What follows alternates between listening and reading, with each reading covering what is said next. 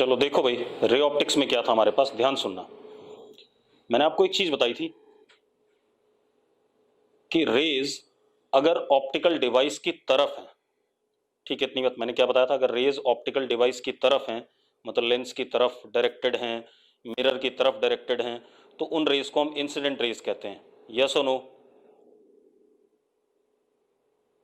ठीक है। दूसरा मैंने बताया था, अगर रेज ऑप्टिकल डिवाइस से अवे जा रही हैं, मतलब एरोज रेज का ऑप्टिकल डिवाइस से अवे है, तो उनको मैंने कहा था रिफ्लेक्टेड या रिफ्रैक्टेड रेज। यस और नो? रिफ्लेक्टेड और रिफ्रैक्टेड रेज। ठीक है। फिर मैंने एक और बात बताई थी आपको कि अगर बहुत सारी रेज हैं तो उसको हम बीम कहते हैं। बहुत सारी रेज को हम क्या कहते हैं? बीम कहते हैं। ठीक है। और अगर बहुत सारी रेज ऐसी बनी हुई हैं तो इसको हमने कन्वर्जेंट बीम कहा था।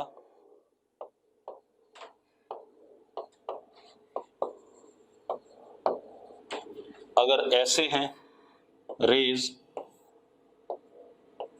तो इसको हमने डाइवर्जेंट बीम कहा था।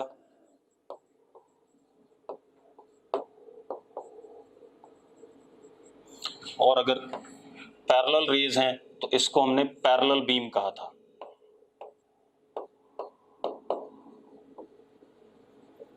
यस और नो? ठीक है भाई। इसके बाद अब जब भी हम रे ऑप्टिक्स पढ़ रहे हैं तो हमारे पास तीन चीजें होंगी। एक होगा ऑब्जेक्ट, दूसरा ऑप्टिकल डिवाइस,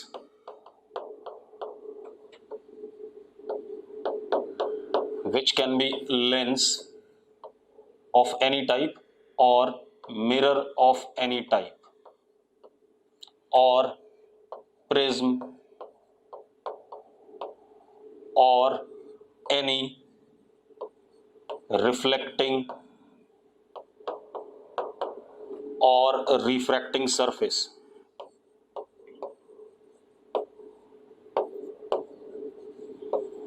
दो चीजें हो गई। तीसरा हमारे पास इमेज।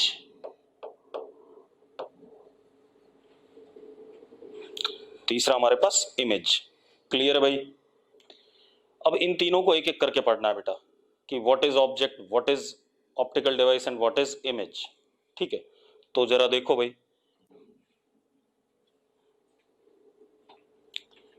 हमारे पास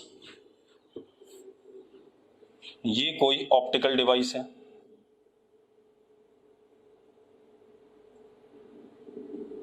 कुछ भी हो सकता है, मैंने ऐसे बना दिया। It can be lens, mirror, कुछ भी। मैं सिर्फ इसे अभी ऑप्टिकल डिवाइस लिख रहा हूं।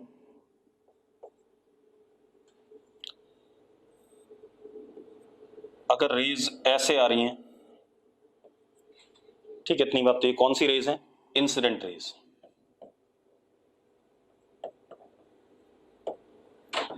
क्योंकि एरोज किधर की तरफ है? ऑप्टिकल डिवाइस की तरफ है। यस और नो? क्या कहलाएंगे? इंसिडेंट रेज कहलाएंगे। अब ऑब्जेक्ट डिफाइन कर रहे हैं हम। सबसे पहले क्या डिफाइन कर रहे हैं? ऑब्जेक्ट।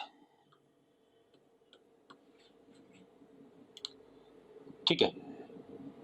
पॉइंट ऑफ इंटरसेक्शन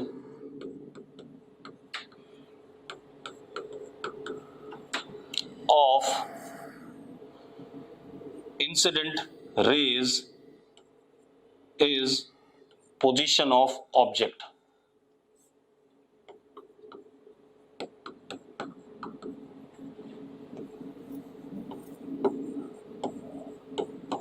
वो ऑब्जेक्ट की क्या होगी? पोजीशन होगी। क्लियर है?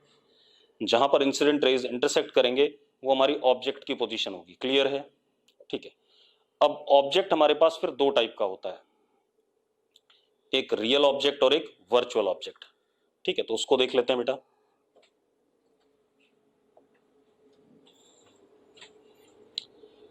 ये हमारे पास ऑप्टिकल डिवाइस है,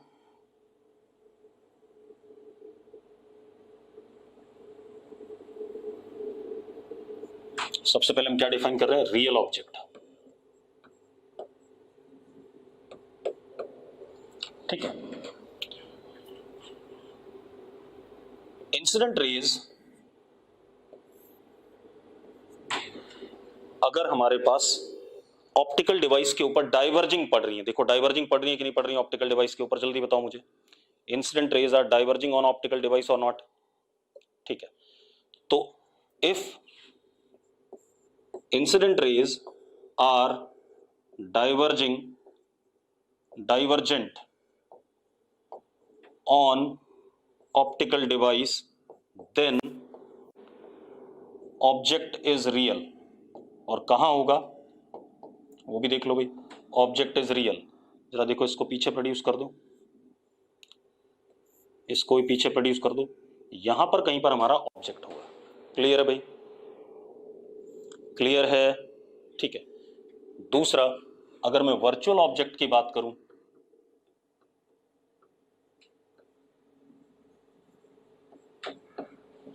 अगर मैं वर्चुअल ऑब्जेक्ट की बात करूं तो ये हमारे पास ऑप्टिकल डिवाइस है सपोज,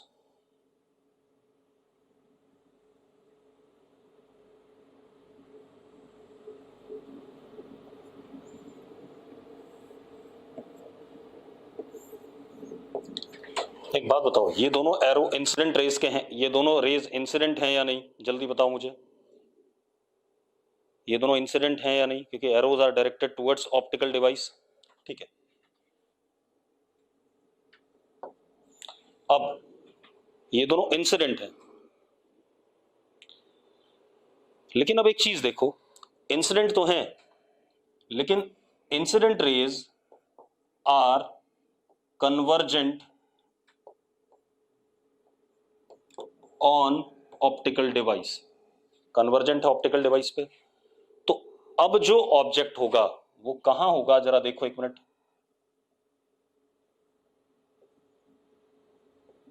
इसको प्रोड्यूस कर दो, क्योंकि पीछे तो रेज जा नहीं सकती हैं इंसिडेंट वाली। ये हमारा ऑब्जेक्ट हो गया।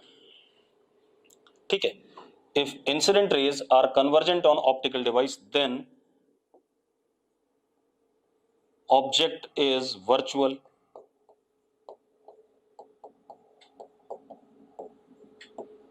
क्लियर है भाई? Object is virtual. बात समझ में आती है इतनी? यस और नो? ठीक है, अब मेरी बात सुनो, एक और मजेदार बात है। हमारी आईज में कन्वेक्स लेंस होता है, सबको पता है बात, हमारी आईज में क्या होता है? Convex lens. ठीक है, हमारी आईज उसी चीज को देख सकती हैं जिस, मतलब जब हमारी आईज पे डाइवर्जिंग रेज पड़ेंगी। कैसी रेज पड़ेंगी? डाइवर्जिंग रेज, मतलब डाइवर्जेंट रेज जब हमारी आईज पे पड़ेंगी तभी हम किसी चीज को देख सकते हैं। ठीक है, ये बात ध्यान रखना। तो इसका मतलब हम नेकेड आई से कभी भी वर्चुअल ऑब्जेक्ट को नहीं देख सकते, क्योंकि वर्चुअल ऑब्जेक्ट के लिए रेज कैसी हैं? कन्वर्जेंट हैं। और रियल ऑब्जेक्ट को हम नेकेड आई से देख सकते हैं क्योंकि इसकी रेज क्या हैं? डाइवर्जेंट हैं। यस और नो? यस और नो? जल्दी बोलो भाई। तो इस पॉइंट को लिख लो, लिखो, लिखो, our eyes can only see those objects from which rays fall divergent on eyes. Our eyes can see only those objects from which rays fall divergent on the eyes. Clear भाई? अगर clear तो yes बोलो फटाफट।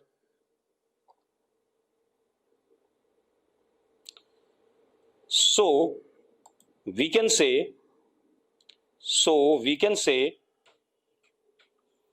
naked eye can see real object but not virtual object. So we can say naked eye can see real object but not virtual object.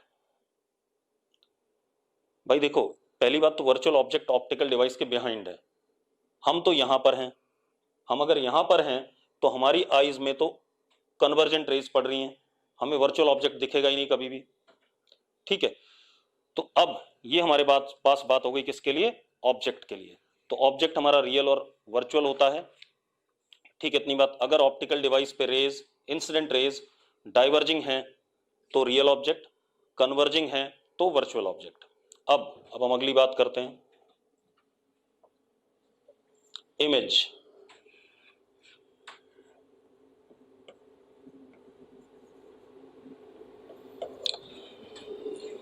जब incident raise optical device से पास कर जाती हैं या उससे रिफ्लेक्ट या रिफ्रैक्ट हो जाती हैं, ठीक है, इतनी बात। तो जहां पर रिफ्लेक्टेड और रिफ्रैक्टेड रेज इंटरसेक्ट करती हैं वहां पर क्या बनता है, इमेज बनता है। क्लियर इतनी बात। Point of intersection of reflected और refracted rays is position of image. तो पहले लिख देते हैं, पॉइंट ऑफ इंटरसेक्शन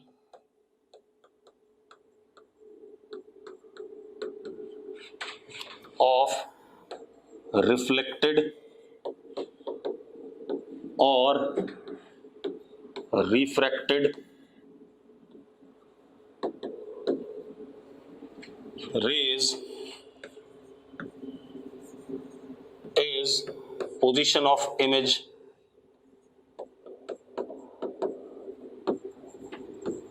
अब इसमें भी दो चीजें हैं बेटा, एक रियल इमेज और एक वर्चुअल इमेज।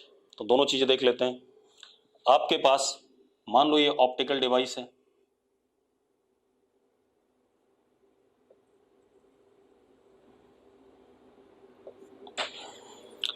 अब आप एक चीज देखो, इस ऑप्टिकल डिवाइस से ये रेज हैं, पहले बताओ ये रेज रिफ्लेक्टेड और रिफ्रैक्टेड हो सकती हैं या नहीं? क्योंकि एरो क्या है, अवे फ्रॉम ऑप्टिकल डिवाइस है। जब भी arrow away from optical device है तो या तो वो रिफ्लेक्टेड होंगी या रिफ्रैक्टेड होंगी, क्योंकि अभी मैं मिरर लेंस की बात नहीं कर रहा हूं, मैं सिर्फ ऑप्टिकल डिवाइस बोल रहा हूं। तो ये हमारे पास कौन सी रेज है, रिफ्रैक्टेड रेज और रिफ्लेक्टेड रेज, दोनों आर आर से हो जाएगा। ठीक है, if converging from optical device, optical device से पास होने के बाद कन्वर्ज कर रही हैं, तो जरा देखो यहां पे इंटरसेक्ट कर रही है कि नहीं कर रही है, तो this would be position of image. और कैसा, then real image is formed, then what type of image is formed, then real image is formed।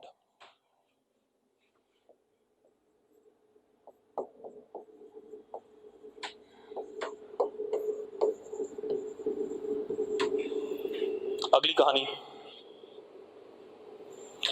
Sunil अत्री कह रहा है अगर रिफ्रैक्टेड रेज पैरेलल हो तो भाई इमेज इन्फिनिटी पे बन जाएगी, क्या समस्या है सुनील?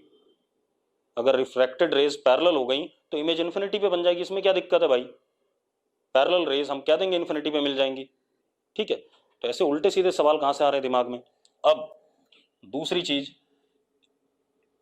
हमारे पास ये ऑप्टिकल डिवाइस है, अगर हमारे पास ये मैंने रेज बनाई, एक बात बताओ ये रेज कैसी हैं, रिफ्रैक्टेड और रिफ्लेक्टेड हैं या नहीं, जल्दी बताओ मुझे, क्योंकि एरो अवे है, एरो अवे है तो ये रिफ्लेक्टेड या रिफ्रैक्टेड कहलाएंगी। तो अब क्या कहानी, इफ रिफ्रैक्टेड और reflected rays are divergent from optical device then image is virtual. और कहां पर बेटा, जरा देखो एक मिनट, इसे पीछे प्रोड्यूस कर दो, इसे भी पीछे प्रोड्यूस कर दो। यहां पर हमारा क्या बन रहा है, इमेज बन रहा है, लेकिन कौन सा इमेज, वर्चुअल इमेज। क्लियर है भाई, क्लियर इतनी बात तो यस लिख दो। ठीक है, अब ये तो हो गई बात हमारे पास क्या कहते हैं, ऑब्जेक्ट और इमेज की। ठीक है, अब हमें रे ऑप्टिक्स में दो फिनोमेना पढ़ने हैं मेजरली, एक रिफ्लेक्शन और एक क्या, रिफ्रैक्शन। यस और नो?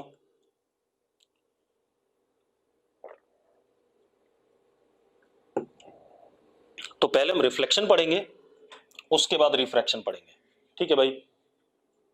तो हमारे पास दो फिनोमेना है, one is reflection and one is refraction, ठीक है, इतनी बात। तो हम सबसे पहले रिफ्लेक्शन की बात करते हैं।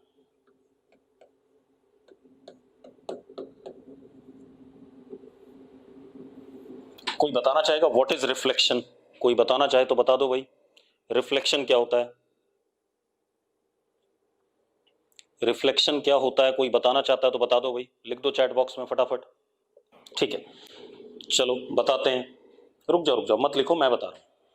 आपके पास मान लो ये एक ऑब्स्टिकल है या रिफ्लेक्टिंग सरफेस है,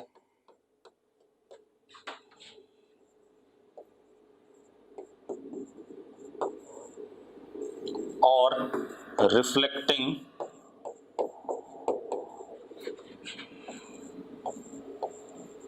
सरफेस, ठीक है भाई। अब मेरी बात सुनो, ध्यान सुनना। यहां पर मीडियम 1 है और इधर कोई दूसरा मीडियम है, मीडियम 2।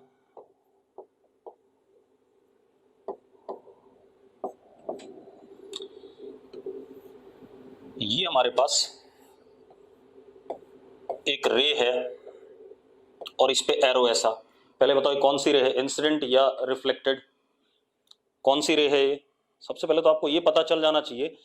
अगर जब तक ये नहीं पता रहेगा इंसिडेंट है रिफ्लेक्टेड है, हाँ ये इंसिडेंट है क्योंकि इसका एरो किसकी तरफ है, ऑब्स्टिकल की तरफ है या रिफ्लेक्टिंग सरफेस की तरफ है, ठीक है, इंसिडेंट रे है। अब रिफ्लेक्शन फिनोमेना क्या कहता है कि ये ऑब्स्टिकल से टकराने के बाद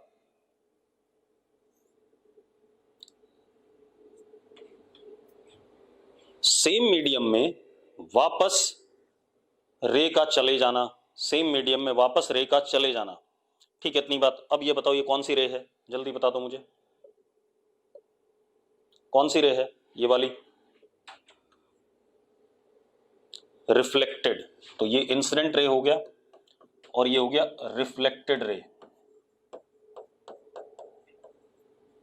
वापस सेम मीडियम में जाना, इस फिनोमेना को हम रिफ्लेक्शन कहते हैं। क्या कहते हैं? रिफ्लेक्शन कहते हैं। कुछ लॉज भी होते हैं यहां पर, ठीक है। तो पहले मैं आपको डेफिनेशन लिखा दूं, क्या है, लिखो जरा, लिखो। इट इज, लिख रहे हो सब लोग? लिख रहे हो तो यस लिख दो भाई एक बार, ठीक है। लिखो इट इज, रिफ्लेक्शन इज, लिखो reflection is phenomena, reflection is phenomena when light ray incident on an obstacle or reflecting surface, when light ray incident on an obstacle or reflecting surface partially or completely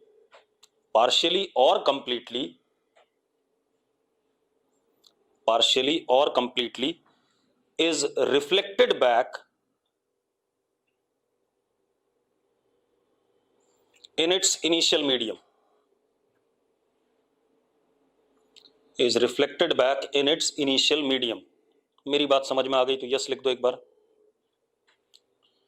मैंने यहां पर दो चीजें बोली हैं। मैंने बोला कि इंसिडेंट रे आई, ऑब्स्टिकल से टकराई और सेम मीडियम में वापस गई, या तो पार्शियली जाएगा या कंप्लीटली जाएगा।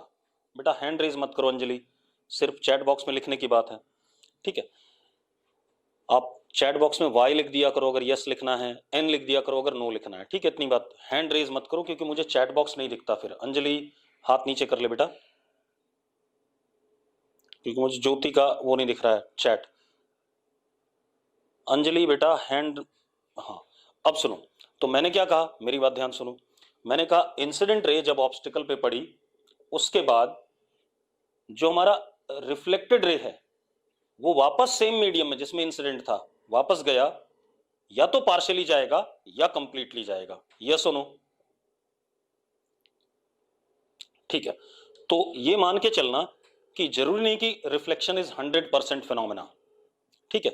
मतलब अगर मैं कहूं इंसिडेंट रे की इंटेंसिटी आई है, तो इसकी इंटेंसिटी इंसिडेंट रे की आई है, तो रिफ्लेक्टेड रे की इंसिडेंट इंटेंसिटी वो आई के बराबर भी हो सकती है अगर कंप्लीटली रिफ्लेक्ट हो गया, और आई से क्या हो सकती है, कम भी हो सकती है। यस और नो, यस और नो। ये तो कहानी हो गई हमारे पास क्या कहते हैं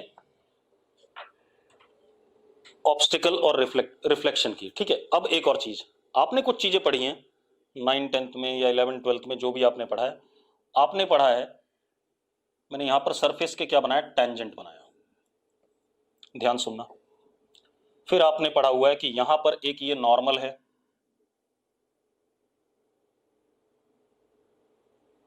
ये नॉर्मल है, नॉर्मल टू द सरफेस, पढ़ा है कि नहीं पढ़ा है ऐसा, यस और no. Normal to the surface पढ़ा है बेटा, ठीक है। आपने एक चीज और पढ़ी है कि इंसिडेंट रे का एंगल जो नॉर्मल के साथ है वो आई है, और जो रिफ्लेक्टेड रे का एंगल नॉर्मल के साथ है आर है, और आपने पढ़ा है angle I is equal to angle R, this is, और एक चीज और, incident ray, normal and reflected ray are in same plane.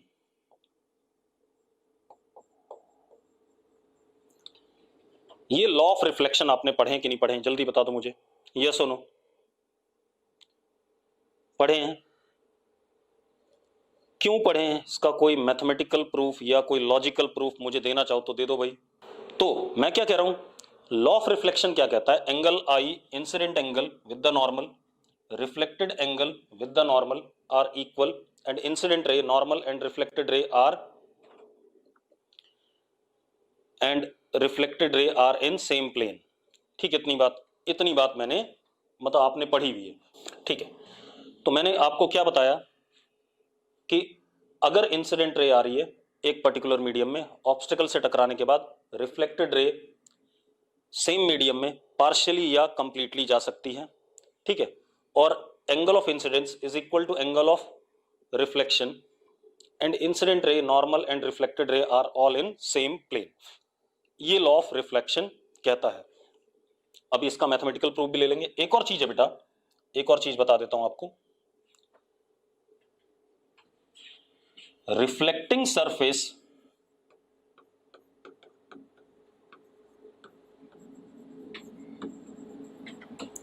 Can have any shape, plane और कर्व्ड, कैसा भी शेप हो सकता है रिफ्लेक्टिंग सरफेस का। ये ऑब्स्टिकल हमारा प्लेन भी हो सकता था और कर्व्ड भी हो सकता है। कोई दिक्कत बेटा इसमें, किसी को दिक्कत हो तो बता दो भाई, किसी को दिक्कत हो तो बताओ बेटा, नहीं, ठीक है। चलो अब आते हैं मेन काम पे। देखो सबसे पहले तो एक चीज का ध्यान रखना, एक प्रिंसिपल है हमारे पास, formats principal.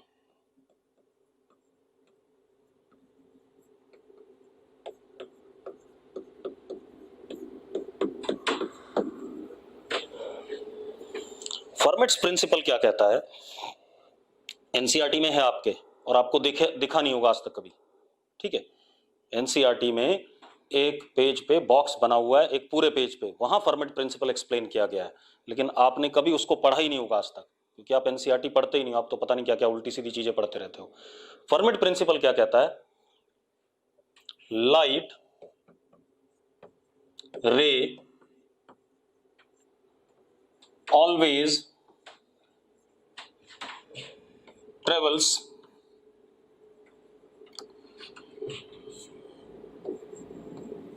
from one place to another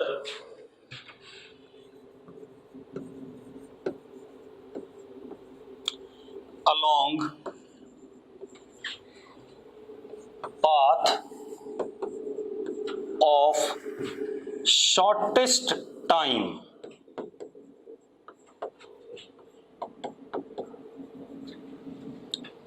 एक खेल है भाई, लाइट एक जगह से दूसरी जगह जब जाती है तो ऐसा रास्ता लेती है जिसमें उसे सबसे छोटा समय लगे।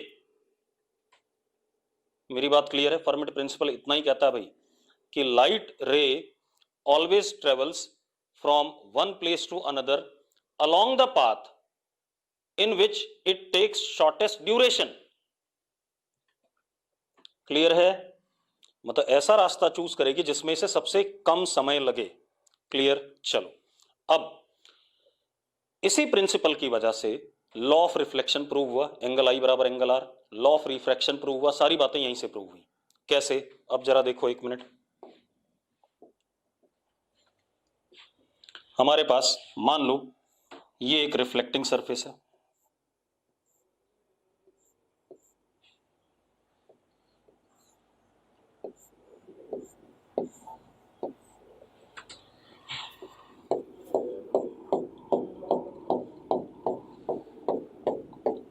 ये एक रिफ्लेक्टिंग सरफेस है। क्लियर है? अब ये रिफ्लेक्टिंग सरफेस है बेटा, यहां से ये सोर्स ऑफ लाइट है और मान लो इस जगह लाइट ने जाना है after reflection, this is final position. ठीक है भाई, दिस इज फाइनल पोजीशन, यहां लाइट ने जाना है। ठीक है, इस जगह से यहां जाना है। कैसे? लक्ष्य कह रहा है सर हम ये भी तो कह सकते हैं light travels in a straight line, वही तो हमेशा शॉर्टेस्ट टाइम होगा। बिल्कुल नहीं भाई लक्ष्य, ऐसा नहीं है। एक काम कर, इस केस में रिफ्लेक्शन के बाद पी पे जाना है। मैं रिफ्लेक्शन पढ़ रहा हूं, ठीक है? लक्ष्य क्या पढ़ रहा हूं? रिफ्लेक्शन। तो अगर रिफ्लेक्शन पढ़ रहा हूं तो मिरर से जब टकराएगा उसके बाद ही पी पे जाना है ना, तो वो स्ट्रेट लाइन कैसे हो जाएगा? जल्दी बता दे मुझे, कौन सा ऐसा रास्ता है मिरर के साथ टकराने के बाद पी पे जाने पे स्ट्रेट लाइन आए? जल्दी बता मुझे, लक्ष्य है कोई ऐसा रास्ता? चलो लक्ष्य एक बार चैट बॉक्स में आ जा, मैं तुझे एक और अच्छा एग्जांपल देता हूं। कहां रहता है फटाफट बता जल्दी से। नीलोखेड़ी। अब नीलोखेड़ी से जेनेसिस आना है, कहां ना है? जेनेसिस आना है। ठीक है, इतनी बात। तो एक काम करते हैं, सीधी लाइन जेनेसिस से नीलोखेड़ी तक की जोड़ देते हैं। सीधी लाइन जेनेसिस से लेके नीलोखेड़ी तक की जोड़ देते हैं। क्या उस लाइन पे आ पाएगा तू? रास्ते में कहीं पर कोई घर आएगा, घर को तोड़ते हुए आएगा अंदर से निकल के? नहीं ना। तो घर को, घर से मुड़ के जहां रास्ता होगा उधर से आएगा ना, वही शॉर्टेस्ट होगा। अगर तू घर तोड़ने में लग गया तो तू जेनेसिस तो पहुंच ही नहीं पाएगा कभी। क्लियर है?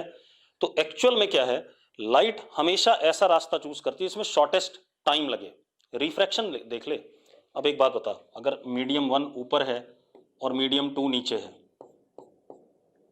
यहां से यहां जाना लाइट ने, तो ये ऐसा क्यों पाथ लेता है? ऐसा पाथ क्यों लेता है? ऐसा क्यों नहीं ले लेता? अगर तेरी बात मानी जाए तो सीधा रास्ता ले लेता है लक्ष्य। ठीक है, इसका मतलब ये वाला रास्ता सबसे कम समय वाला है और ये वाला रास्ता ज्यादा समय वाला है, इस वजह से ये वाला रास्ता नहीं लेता है। ठीक है, इतनी बात। तो यहां भी यही कहानी चलने वाली है हमारे पास। देखो एक मिनट, लाइट को एस से पी जाना है, ठीक है? आफ्टर रिफ्लेक्शन रिफ्लेक्ट भी होना है। तो अब जरा देखो, सबसे पहले हम कुछ चीजें मेजर कर लेते हैं।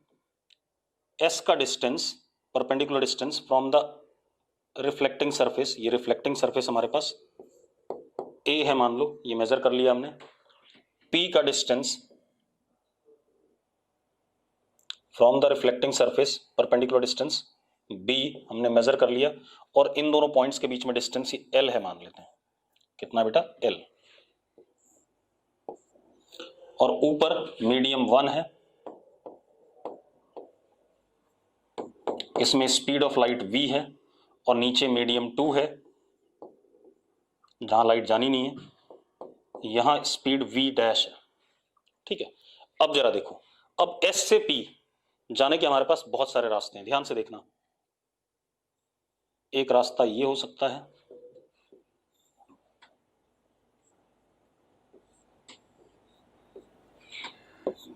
इंसिडेंट फिर reflected, incident then reflected, incident then reflected. बहुत सारे हैं यानी ये रास्ते, जितने पॉसिबल बना सकते हो। लेकिन इनमें से कौन सा वाला वो फॉलो करेगा जिसमें सबसे कम समय लगेगा भाई, इनमें से कौन सा वाला फॉलो करेगा जिसमें सबसे कम समय लगेगा। क्लियर है मेरी बात? मतलब एक रास्ता ये, एक ये, एक ये, चलो मैं एक और चूज कर लेता हूं, एक ये,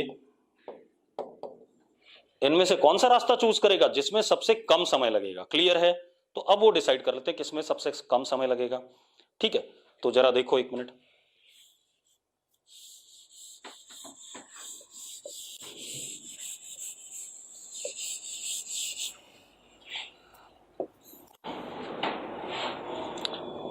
ये हमारे पास reflecting surface,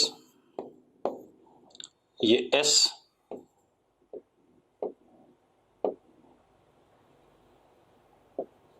at distance A, और ये ऐसे गया, मान लो ऐसे यहां पर P है, this is at distance B and this is L। ठीक है, इंसिडेंट रे ये और ये रिफ्लेक्टेड रे। क्लियर है भाई? अब देखते हैं ये वाला रास्ता चूज करेगा या नहीं करेगा। अब आप एक काम करो, इस लेंथ को आप x मान लो यहां से यहां तक, तो ये लेंथ कितना हो गया, L माइनस एक्स। हो गया या नहीं हो गया, जल्दी बताओ मुझे, यस और नो, यस और नो, जल्दी बताओ भाई।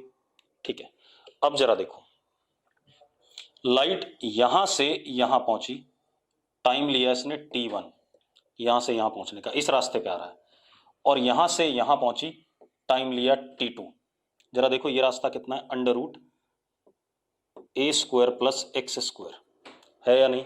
ये लेंथ कितनी, अंडर रूट ए स्क्वायर प्लस एक्स स्क्वायर, और ये लेंथ कितनी है, under root B square plus L minus x का होल स्क्वायर, है या नहीं? जल्दी बताओ मुझे, अरे यस और नो। ठीक है, अब जरा देखो, total time is t1 plus t2, total time is t1 plus t2 और नॉट, यस और नो? अब total time t1 plus t2 है, तो जरा देखो t is equal to time, क्योंकि सीधी लाइन पे चल रहा है, स्पीड कांस्टेंट है v है, तो time is what, distance upon speed, distance upon speed मतलब अंडर रूट ए square plus x square upon v plus under root B square plus L minus x का होल स्क्वायर अपॉन v। ये आ गया कि नहीं आ गया, जल्दी बताओ मुझे, ये टोटल टाइम हो गया कि नहीं हो गया? अब जरा देखो, तो जरा ध्यान से देखो, मैं डायग्राम यहां दोबारा बना देता हूं ताकि आपको क्लियर रहे।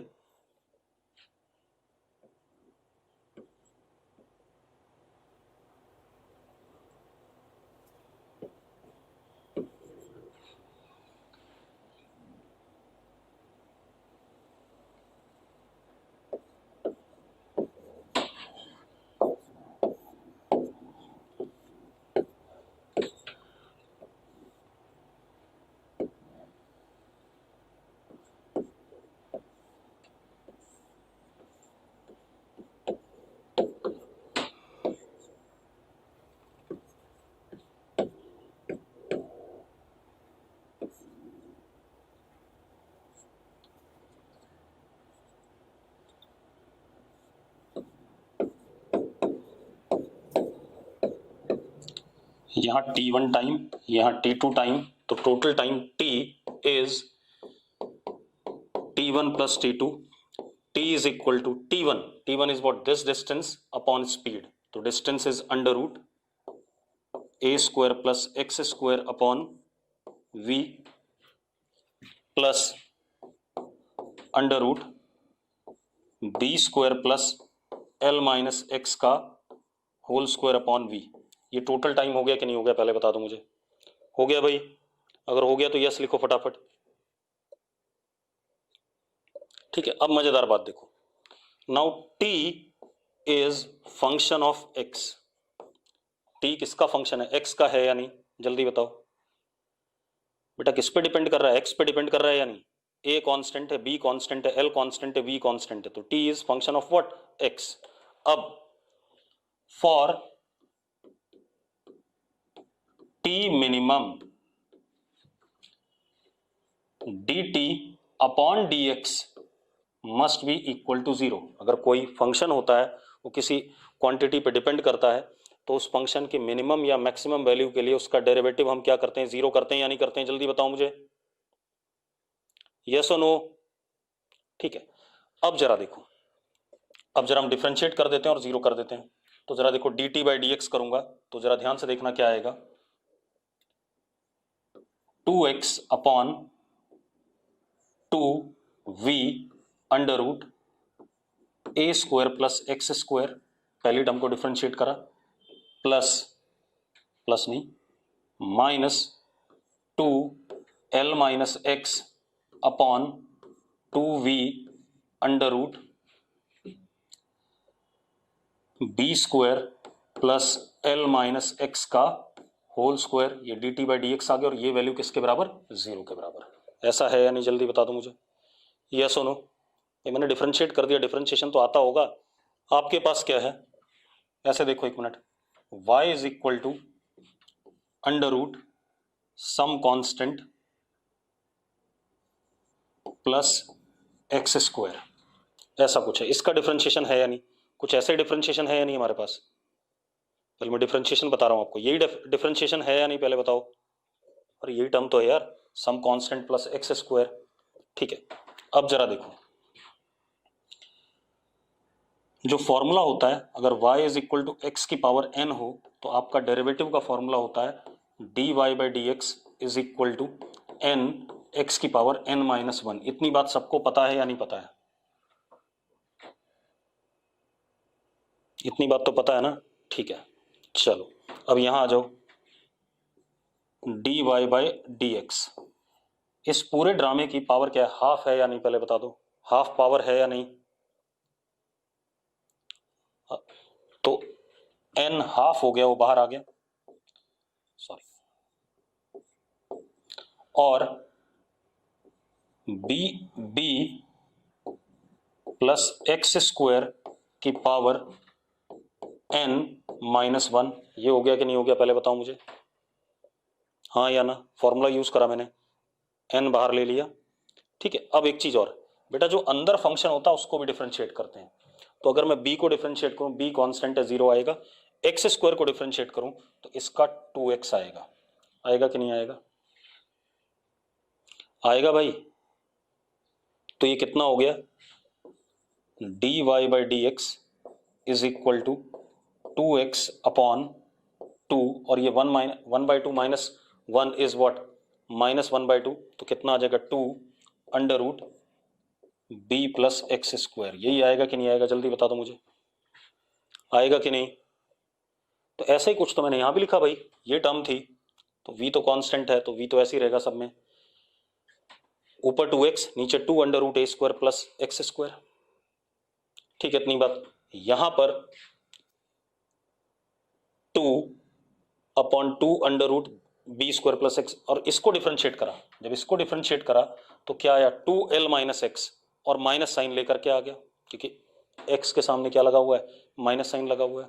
क्लियर है भाई। अब सुनो भाई, कोई बात नहीं, अब देखो तो उसके वीडियोस में डलवा दूंगा, ठीक है, मैथमेटिकल टूल के, और वो वीडियोस आप आराम से देखोगे, और अगर कोई डाउट होगा उनमें तो आप पूछोगे, बाकी फिजिक्स तो आपकी चल ही रही है साथ में। अब ये हमारा डिफरेंशिएशन आ गया, और ये D T by D x is equal to 0, तो ये 2 से 2 कट गया और v उधर जाकर के 0 में चला गया, तो क्या आया, x upon under root A square plus x square is equal to l minus x upon under root B square plus L minus x का होल स्क्वायर। ये आ गया कि नहीं आ गया, जल्दी बताओ, अरे आ सकता है ऐसा कि नहीं। अब जरा ध्यान से देखना भाई, ये x है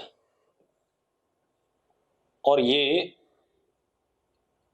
अंडर रूट ए स्क्वायर प्लस एक्स स्क्वायर है या नहीं, है या नहीं, जल्दी बताओ। अरे देखो यार, अगर ये ऐसा है और ये एंगल अगर मैं, चलो देखो यहां मैंने नॉर्मल बनाया, ये नॉर्मल बनाया और इसको मैं एंगल आई कह रहा हूं, और इसको मैं एंगल आर कह रहा हूं, तो जरा देखो ये एंगल आई होगा या नहीं होगा, जल्दी बताओ मुझे, आई होगा या नहीं? अगर ये एंगल आई होगा बेटा तो this thing written is what, sine I, yes और no? X upon under root A square plus x square is sine I और नॉट? दिख रहा है सबको? ठीक है, अब इधर आ जाओ, this length upon this length, ये एंगल आर होगा, तो this can be called as what, sine r और नॉट? जल्दी बताओ भाई, साइन आर हो गया कि नहीं हो गया? और sine i is equal to sine r, इसका मतलब angle I is equal to angle r. Proves law of reflection, yes और नो? कर रहा है प्रूव कि नहीं कर रहा लॉ ऑफ रिफ्लेक्शन को, कि सबसे छोटे समय वाले रास्ते पर ही जाओगे तो एंगल आई और एंगल आर बराबर आएंगे रिफ्लेक्शन के दौरान। क्लियर है? क्लियर है भाई? तो this is law of reflection. ठीक है, इतनी बात। अब जरा और भी बातें कर लेते हैं बेटा। हमने एक चीज और कही, ध्यान से देखना। चलो मैं अगला डायग्राम ले लूं। हमारे पास ये रिफ्लेक्टिंग सरफेस है मान लो,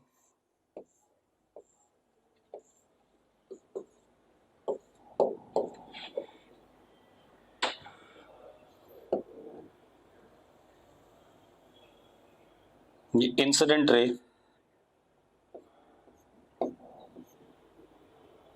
वेक्टर, ठीक है, इतनी बात। मैंने इस डायरेक्शन में इंसिडेंट रे वेक्टर बना दिया।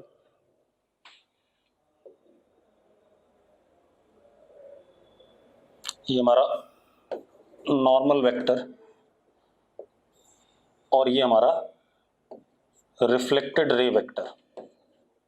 एक चीज तो ये है, ये एंगल आई, ये एंगल आर, तो पहला पॉइंट है angle I is equal to angle are.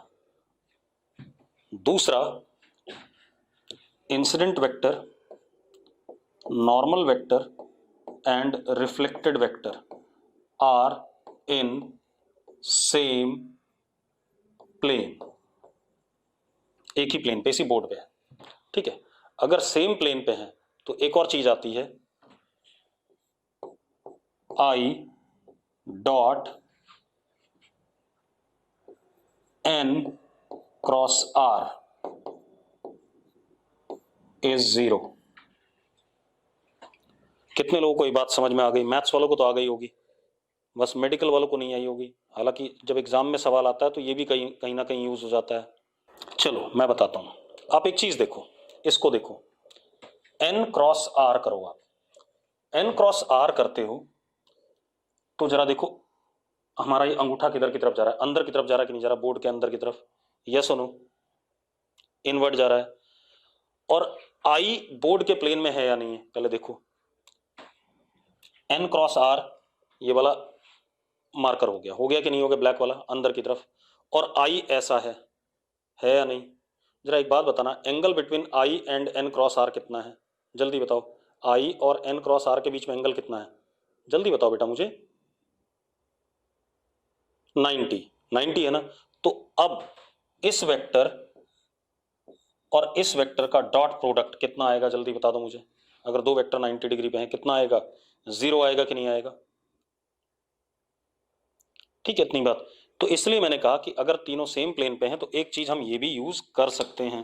ठीक है, अब रिफ्लेक्शन के और फॉर्मेट मैं अगली क्लास में बताऊंगा, आज नहीं बताऊंगा। ठीक है, इतनी बात।